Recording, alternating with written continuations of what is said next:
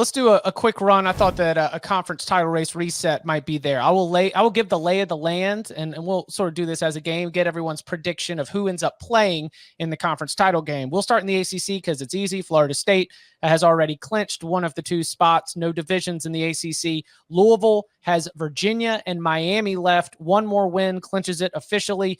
If for some reason the Cardinals lose to both Virginia and Miami and drop to 5-3 in conference play, then it would open the door. The teams that could potentially move through would be North Carolina or Duke, both 2 conference losses each, and they play each other. So whichever one of those teams would win. Do you think that Louisville will win one of its final 2 games to make the ACC title game? Yes. Probably, yeah. Oh, yeah. Tom doesn't think Louisville's good. That's right. That's the new rival. Really? Yeah. No, I think Louisville is good. I just don't think it's, great. I think it's I talk about it. It's like Ole Miss. It is a team that is overperforming record-wise its actual play on the field. Yeah, but overperforming record-wise and then asking them to beat a couple of teams who aren't very good. Oh, for sure. I mean, Right. That's the thing too. Like the last 2 weeks, they've taken care of business pretty easily. They shut out Duke 23-0, and they crushed Virginia Tech on Saturday. There's no reason to think they're not going to win one of those 2 games. They're playing too well right now. But I think overall, you get in the same. So I think I get a lot of heat sometimes too because I'll have a program, and I think some fans think they're either conference championship worthy or even playoff worthy. And so when we say they're not that good, that's kind of the bar that we're holding them to. And I would totally agree with you. Like I think so. Like good is not the best word to use. I think they're good, not great. Yeah, they're a strong team. They're just. I feel like this is a 9-3 team that is currently 8-1, and they could win 10 or 11 games still. It's just I feel like if they played the same way every season 100 times, they'd be 9-3 more often than not. The defense has improved throughout the season. Opener against Georgia Tech, Haynes King kind of diced them up a little bit. A few other spots where you weren't sure if it was going to be there. They were down Jamari Thrash in that game win over the weekend against Virginia Tech and just absolutely put the clamps on the Hokies. You throw that with the Notre Dame game, holding Notre Dame to less than 50 rushing yards. You throw that to the Duke game, throwing a goose egg on the board. There have been a couple of moments in some of the games that have had significance for Louisville this year where I felt like the defense has really answered the call. Okay. Big Ten, Ohio State 6-0, Michigan 6-0, Penn State 5-1. That's the East Division. West Division, help me, Tom. Iowa 4-2, Nebraska 3-3, Wisconsin 3-3, Minnesota 3-3, Illinois 2-4, and there is still a statistical chance for Illinois at 2-4 if it wins out and gets a boatload of help to still make the Big Ten title game and win the division. So, who is playing in the Big Ten title game at the end of the season? Probably Iowa. Like they have the 1 game lead on everybody, but of those teams that are 1 game behind them, they still get to play Nebraska, so that will be a huge game on Black Friday, but they have the tiebreaker over Wisconsin. Minnesota has the tiebreaker over them. So if Iowa loses 1 more and Minnesota wins out, Minnesota would have that tiebreaker. Minnesota plays Ohio State. In the handicapping of this, that's one thing. Exactly. Yeah. So, a lot of stuff will have to go right for a lot of these teams for Iowa not to win the division at this point because of those tiebreakers. But, you look at their last 3 games, it's home versus Rutgers. They can lose that game. Rutgers gave Ohio State hell, and Iowa's just, Iowa's Iowa. They've got Illinois at home. They can lose that game. And then they're at Nebraska on the road. They can lose that game. So, they could win every single game left on the schedule. They could lose every single game left on the schedule. That is the beauty of the Big Ten West. We really don't know. Like you said, Illinois is statistically still alive. They need a lot of help, but if they win out, and they can, they could win the division too. So it's going to come down, to the last week of the season, most likely. I would say Nebraska has a chance, not just because of the head-to-head, but Maryland and Wisconsin opponents that looked like they would be really troublesome are both moving in the wrong direction fast right now, though Nebraska just lost to Michigan State. So who in the world can you trust? And Wisconsin just lost to Indiana. It's lost 3 of its last 4 games. It's banged up. It's heading in the wrong direction. All right, this should have lost to Illinois if not for the crooked officiating. Here's where it gets really tasty. In the Big 12, two teams tied at the top. Texas at 5-1, Oklahoma State at 5-1, Oklahoma at 4-2, Kansas State at 4-2. Everybody has 3 conference games left. Texas is at TCU, at Iowa State, Texas Tech. Oklahoma State is at UCF, at Houston, BYU. Oklahoma has West Virginia home, BYU road, TCU home. Kansas State has Baylor at Kansas and Iowa State. Who of those 4 teams do you think is playing for the Big 12 title on the first Saturday in December? Cowboys are in. It's done. Like you mentioned, their last 3 games, they could lose one. I don't see them losing to any of those teams. I don't really think any of them are that good. What's their combined record in the Big 12 so far this year? 3-15. Yeah. So not great for them. I think Texas is probably in too. Danny, I know you're selling your Longhorn stock. I'm with you. I'm with Bud. I'm sorry. I'm bullish on this team. I still think they're fine. I think they're better than everybody else in the league. And it's not to say they can't lose, but I still give them the benefit of the doubt. So I do think the Big 12 championship will be Texas and Oklahoma State. Oklahoma State, again, Bud thought he thought UCF would be favored. It's only 2.5. It's a pretty tight line. Like, that is a tricky game. It's at the bounce house. UCF's coming off a nice win. I think it's one of those trap lines that, like, you're like, oh, Oklahoma State's got to win. So that terrifies me because I'm with you on Oklahoma State winning out. I'll just say that one scares me, but I think they get through it.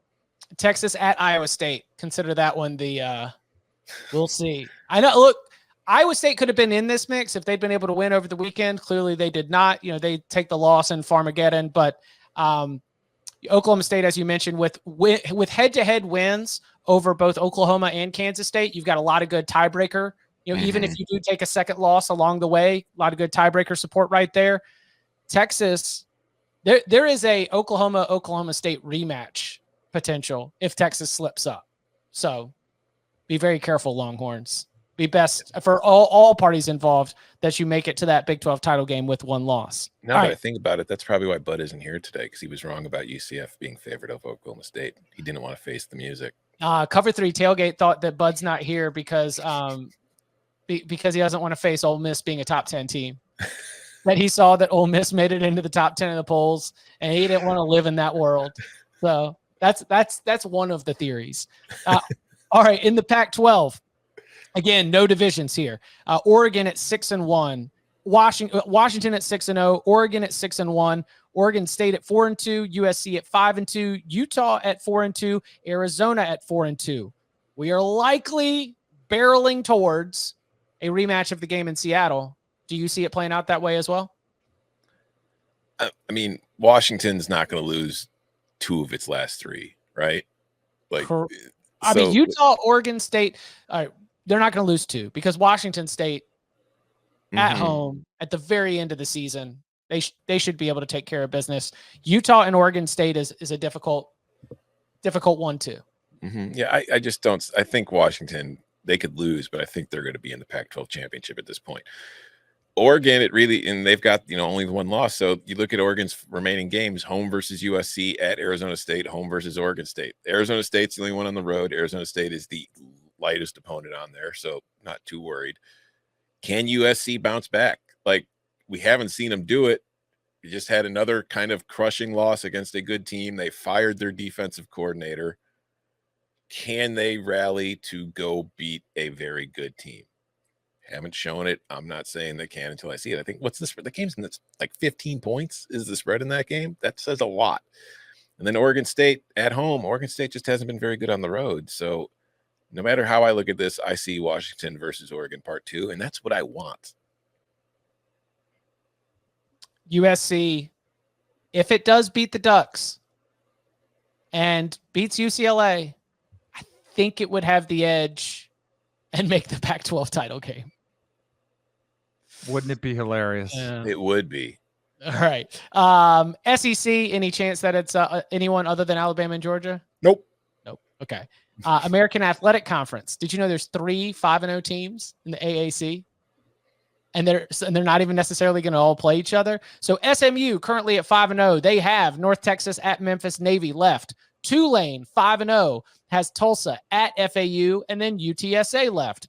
UTSA 5-0 has Rice, USF, and Tulane left. Memphis 4-1, still in the mix at Charlotte, SMU, and at Temple. Memphis has lost already to Tulane.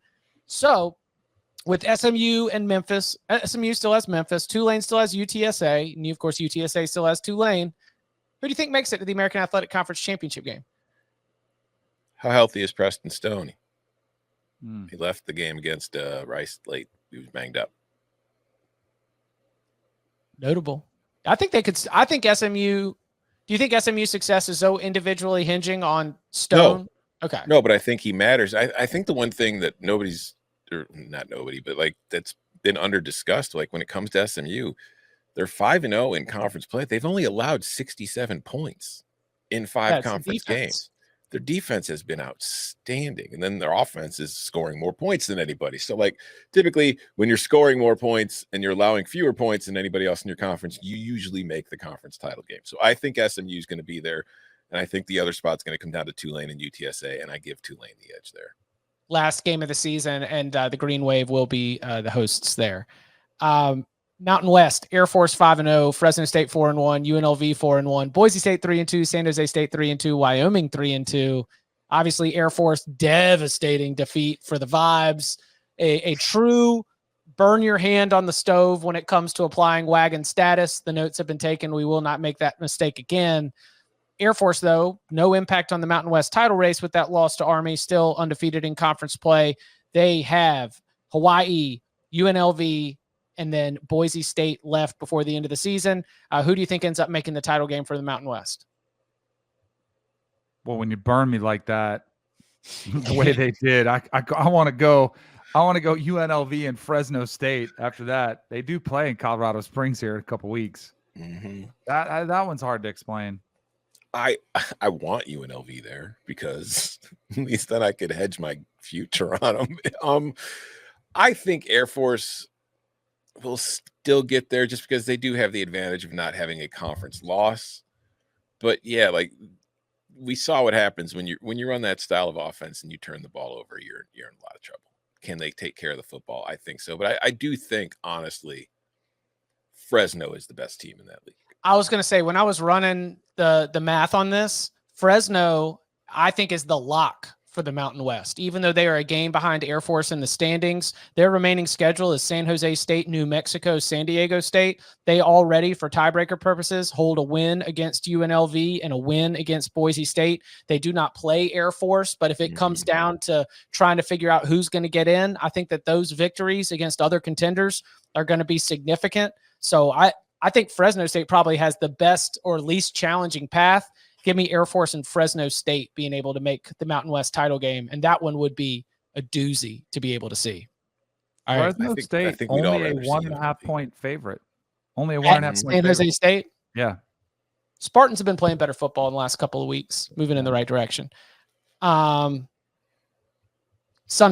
who plays for the conference title game, Troy and? So James Madison can't play in the conference championship? James Madison cannot play in the conference championship. It is either going to be Coastal Carolina, Georgia Southern, Georgia State, and I kid you not, there's still a chance that App State, with a 3-2 conference record at this point in the season, could find its way into a Sun Belt East championship. I don't care. I'm protesting. Okay.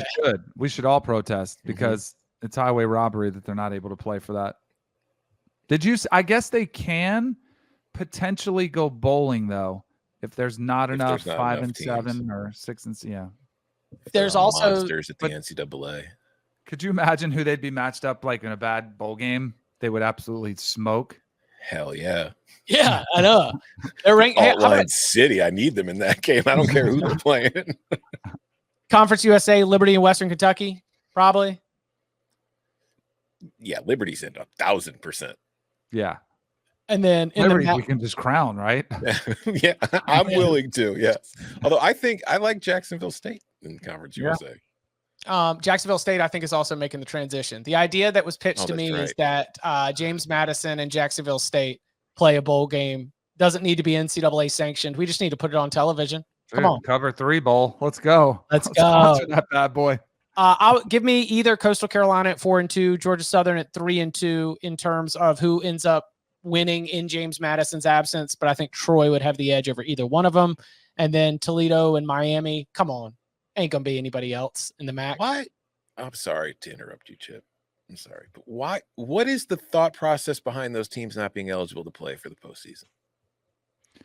What are you protecting against? You worried that like 1,000 FCS teams are going to join the FBS so they can go to a bowl game? Most of them can't. Maybe Like, these teams are showing up and they're kicking everybody's ass, and you're punishing them for being good. Like, oh, sorry, it's too quick. It's just whatever. It's a dumb rule that I was maybe trying it to made sense research it 20 too. years ago, but it doesn't make sense anymore. But hey, that's the NCAA, right? A bunch of rules that made sense 40 years ago that have no purpose now. they are making it tougher to make the move. I remember this past summer when they were changing the bylaws, they were like, well, because of course, university presidents trying to squeeze every last penny out of college athletics possible because of the crisis in higher education, yada, yada, yada. But they were like, hey, wait a second. The application fee for FBS is only $10,000. That's not enough money. We should make it $200,000. There we go. Like, if you can afford to come compete at this level, you'll pay it. So, I think change the guidelines to get in, but once you're in, you're in. Yeah, it's stupid. Was it to protect the teams from an extra game? I honestly don't know. I was trying to research this one game, and I did see something to the effect that it was to try to protect also. I mean, yeah, they could schedule to make a bowl potentially. It doesn't make any sense whatsoever, which is very NCAA of them.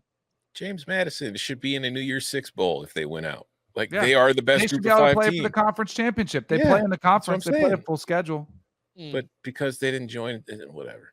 Sorry, you can beat all our teams, but you're not good enough to play against our teams. What? Huh?